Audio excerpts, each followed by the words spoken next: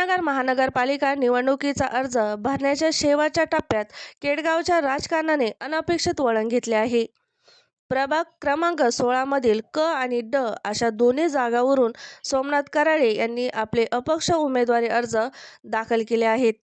एकाच वेळी दोन जागांवरून शेड्यू ठोकल्यामुळे प्रस्थापित पक्षांच्या कोट्यात चिंतेचं वातावरण पसरले असून केडगावच्या राजकीय वर्तुळात चर्चेला उधाण आले आहे. सोमनाथ कराळे यांच्या या निर्णयामुळे प्रभाग 16 मधील निवडणूक आता अत्यंत रजक वळणावर येऊन ठेपली आहे. एकाच उमेदवाराने दोन गटातून अर्ज भरल्यामुळे मतदारांमध्ये आणि राजकीय विश्लेषकांमध्ये विविध तर्कवितर्क लढविले जात आहेत.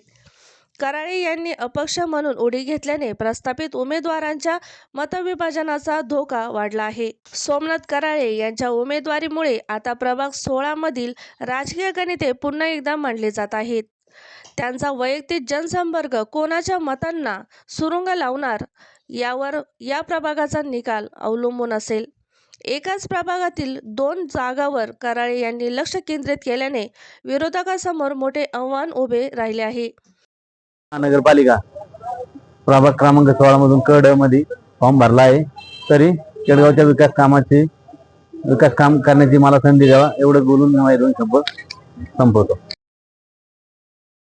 उद्या अर्ज भरण्याचा शेवटचा दिवस असल्याने या अपक्ष अर्जामुळे प्रस्थापित पक्ष आपल्या रणनीतीत काय बदल करतात हे पाहणे उत्सुक ठरेल. प्रतिनिधी शुभम पासरने, अहिल्यानगर. दर्जेदार शिक्षणाची हमी म्हणजेच JSS गुरुकुल. प्ले ग्रुप ते इयत्ता 8वी इंग्रजी माध्यमासाठी प्रवेश प्रक्रिया सुरू. डिजिटल तंत्रज्ञानाद्वारे शिक्षण पद्धती. एका वर्गात फक्त 20 ते 25 विद्यार्थी. गणितामध्ये प्रावीण्यासाठी abacus. Pickup and drop facility.